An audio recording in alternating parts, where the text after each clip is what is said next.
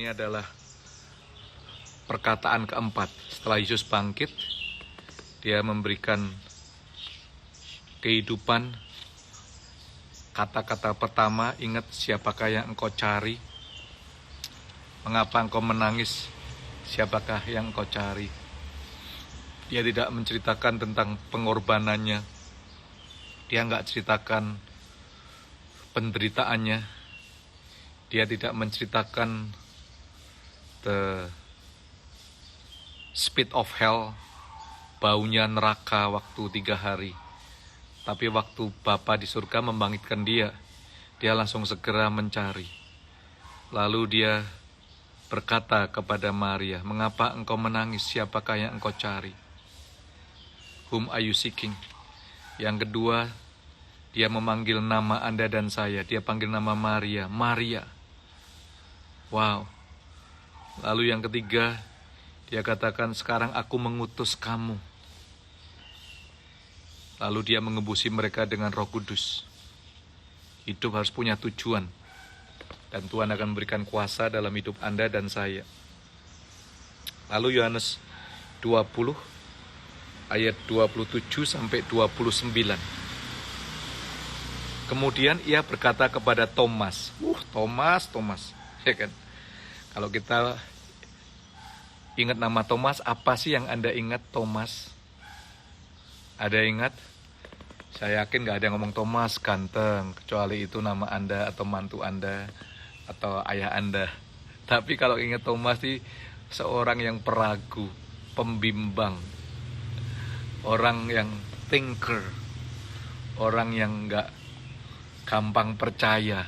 Tapi kalau udah percaya, dia berani mati. Itu Thomas sih. Peragu dan akhirnya dia menjadi murid Tuhan yang setia, pergi ke India membawa kabar baik. Thomas. Kemudian dia berkata kepada Thomas, "Taruhlah jarimu di sini dan lihatlah tanganku. Ulurkanlah tanganmu dan cucukkanlah ke dalam lambungku. Jangan engkau tidak percaya lagi, melainkan percayalah." Ini kan sudah beberapa saat muridnya ngomong, "Thomas, aku telah melihat Yesus." "Enggak never mind, I don't care." Itu kata Thomas, "Sebelum gua lihat sendiri, udah jangan banyak ngomong lah." Nah, Tuhan ini memang ajaib. Maka itu saya tunduk, maka itu saya mau melayani full time. Saya memberikan hidup saya, karena Alkitab tidak menutup-nutupin kegagalan, kesuksesan daripada orang-orang di muka bumi ini. Alkitab juga tidak menutupi pada waktu Yesus mengalami penderitaan, waktu dia ngomong, "Kalau bisa cawan ini lepaskan daripadaku." Nah, tapi dia peduli kepada satu orang ini. Gak cuman dia maunya crowd, tapi individual matter for Jesus. Bahkan peragu. Mungkin nama kita gak Thomas, tapi saya semalam renungkan, ya saya acap kali seperti Thomas, peragu, pembimbang. Tapi Yesus katakan, "Nih Thomas, ulurkan tanganmu dan cucukkanlah ke dalam lambungku, dan jangan engkau tidak percaya lagi, melainkan percayalah." Do not be unbelieving, but believing. Lalu Thomas menjawab, "Ya Tuhanku dan Allahku, oh my Lord and my God." Dia langsung kneel down, dia langsung berlutut, saudara. That's Thomas. Pada waktu firman-Nya Tuhan kena dalam hatinya, the word of God. "Nih, ulurkan tanganmu, cucukkan." Dia langsung tidak cucukkan tangan, dia cukup tahu, dia cukup mendengar suara. Dia cuma melihat. Lalu Thomas mengatakan, "Ya Tuhanku dan Allahku." Lalu Tuhan membawa a little bit deeper. Dia katakan, kata Yesus kepadanya, "Thomas, karena engkau telah melihat aku, maka engkau percaya. Berbahagialah mereka yang tidak melihat, namun percaya. Blessed are those who have not seen and yet believe." Berbahagialah mereka yang tidak melihat, namun percaya, guys. Ini quite challenging. Kita maunya ngelihat. Itulah pendidikan kita. Itulah sekolah tinggi kita mengajarkan. Tapi School of Life, kita diajak untuk mengalami kebahagiaan walaupun kita nggak melihat loh teman-teman. Dari seorang peragu pembimbang, imannya menjadi kuat. His faith becomes strong. The moment dia mengatakan, "Oh my Lord and my God." Jadi yang pertama, bulan-bulan ini by the way, bulan Mei dan Jun nanti, saya bersama tim pastoral akan berbicara banyak tentang iman, God, faith. Dahsyat sekali lah, saya nggak bisa sabar ya. Minggu ini Mother's Day.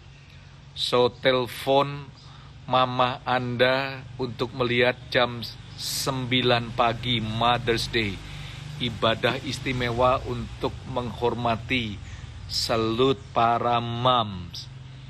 You know. So, jam 9 pagi di IFJF Jakarta, YouTube ya, atau di U-Channel. Telepon, teks, WA sebanyak mungkin. Khususnya mam, aku mau kamu nonton setelah selesai ibadah nanti jam 9, telepon your mom. Atau kalau Anda bersama dengan mama Anda, give a best kiss kepada your mom. God will bless you. So back, hari ini saya katakan, Tuhan ngomong raihlah kemenangan. Saya sebutkan raihlah kemenangan. Karena berbahagialah yang percaya walaupun gak melihat, raihlah kemenangan. Jadi iman itu sebenarnya adalah kemampuan untuk percaya di masa mendatang.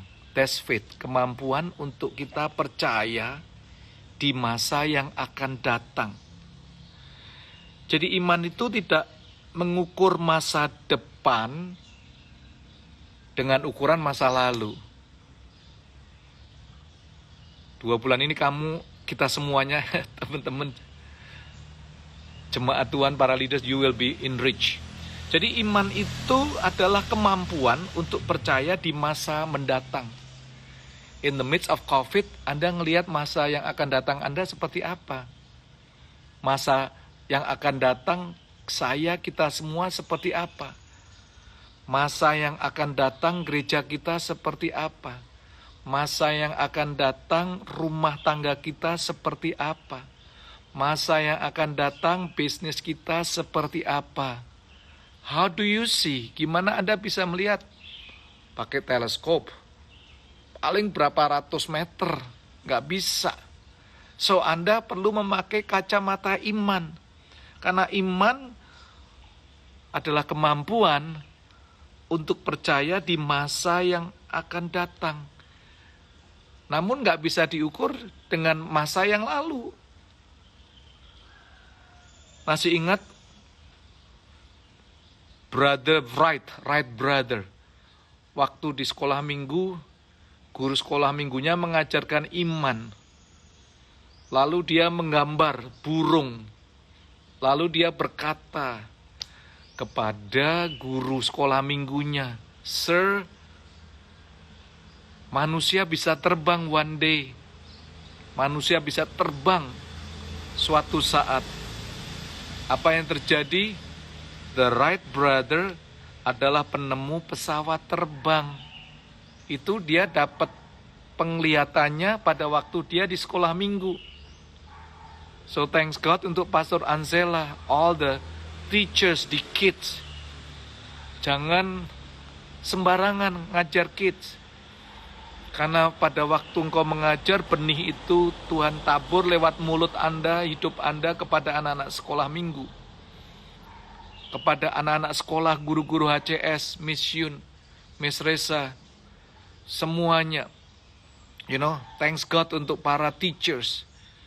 Tanpa mereka kita tidak seperti saat ini. Hidup saya nggak seperti ini kalau tanpa guru. Ada guru yang menyebalkan, tapi membawa kebahagiaan, kepintaran bagi Anda dan saya.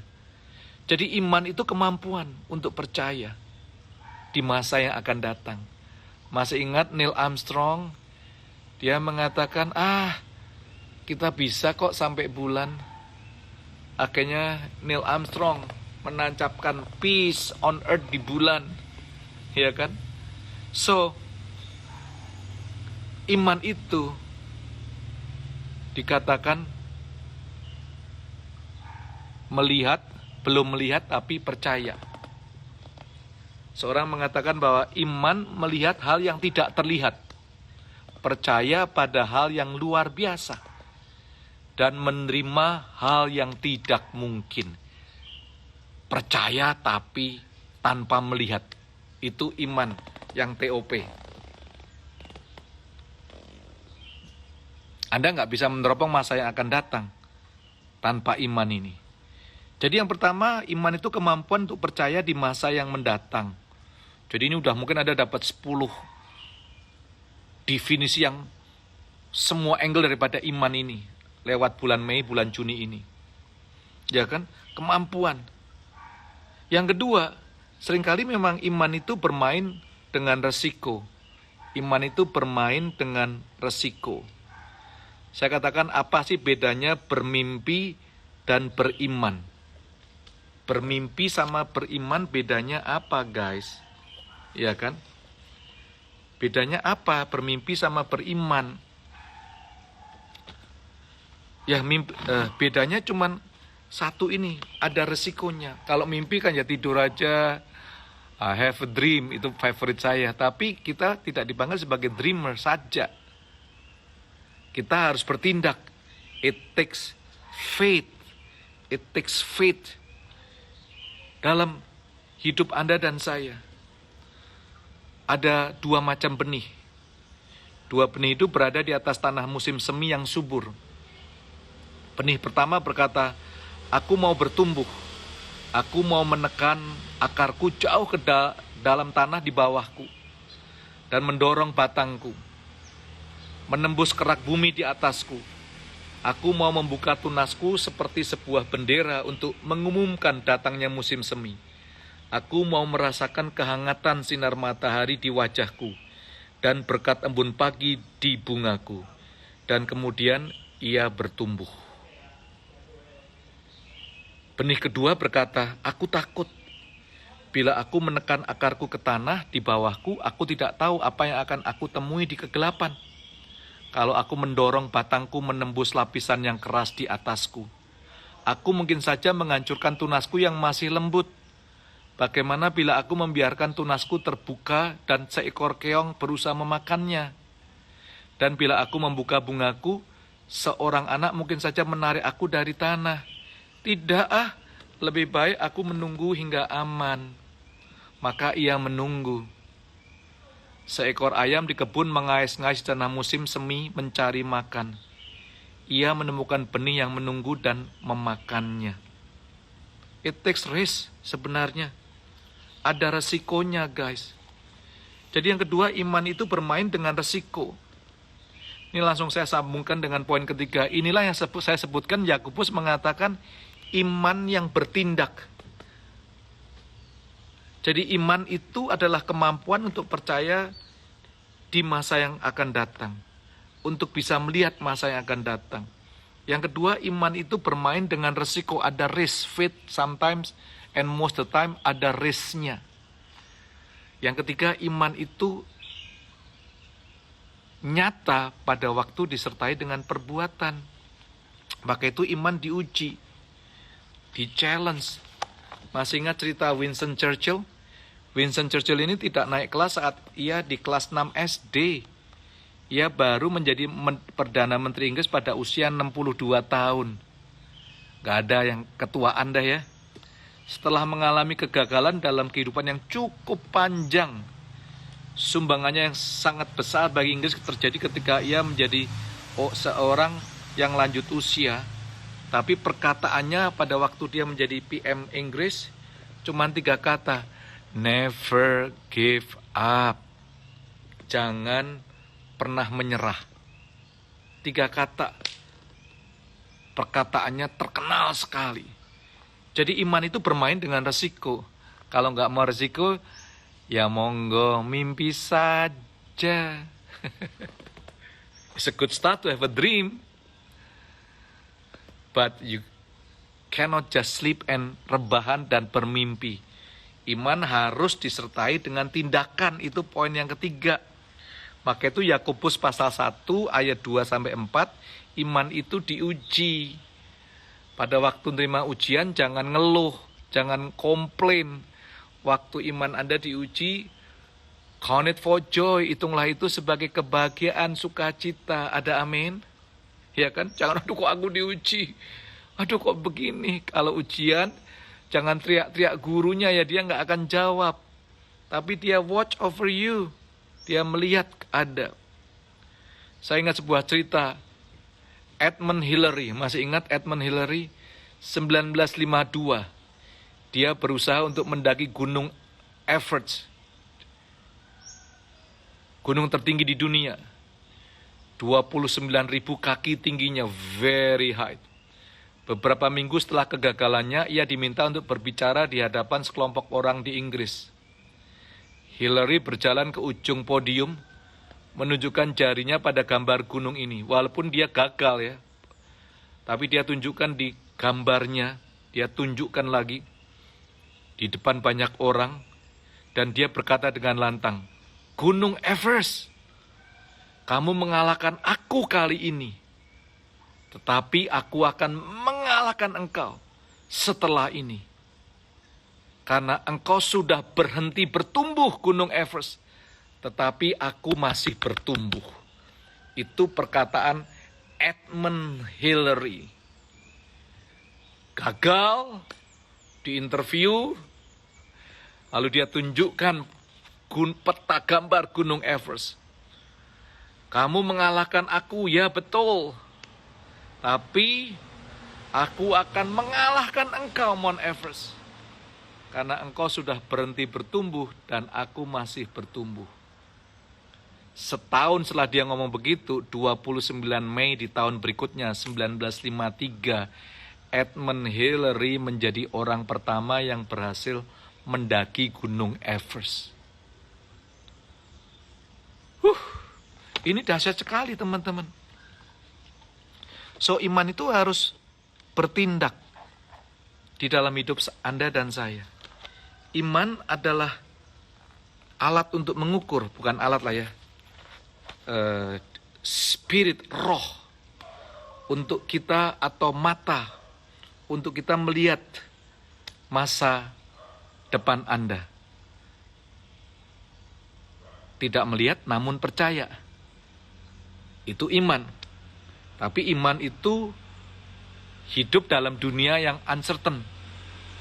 Iman seperti ikan hidup dalam dunia yang seperti ikan hidup di kolam, di air gitu ya.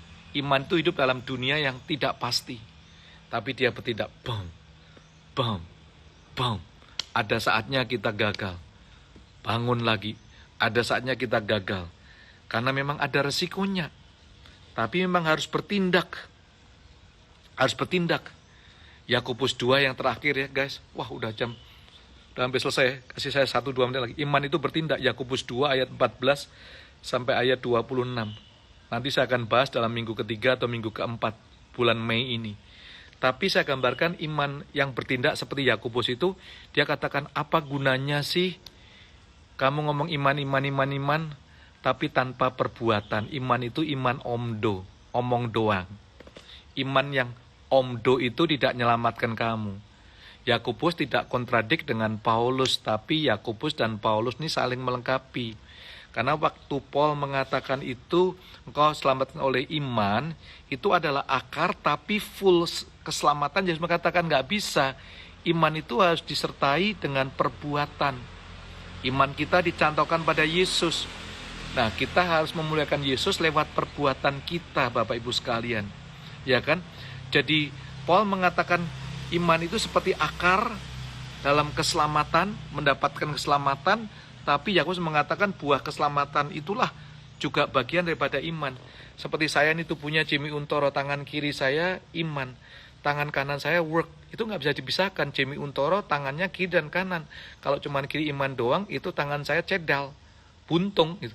Tapi untuk menjadi utuh, sesungguhnya Jimmy Untoro punya tangan kiri, tangan kanan. Faith and work, saudara. Masa lalu Anda nggak perlu work. Tapi masa yang akan datang, you need to work. Bukan untuk mendapatkan keselamatan, keselamatan kita dari iman akar, tapi harus ada benih itu harus tumbuh menjadi pohon kehidupan itu.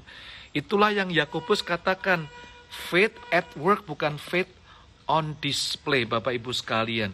Iman yang demikian Yakobus mengatakan gak ada gunanya. Tapi kalau iman disertai dengan tindakan, iman itu menyelamatkan Anda dan saya. So hopefully hari ini Anda boleh dikuatkan sebelum Anda berolahraga, sebelum Anda makan pagi, breakfast dimanapun Anda berada. Raihlah kemenangan itu. Ini perkataan keempat daripada Yesus Kristus. Berbahagialah mereka yang tidak melihat namun percaya. Ingat, iman adalah kemampuan untuk percaya di masa yang akan datang. Yang kedua, iman bermain dalam dunia yang penuh dengan resiko. Ada resikonya.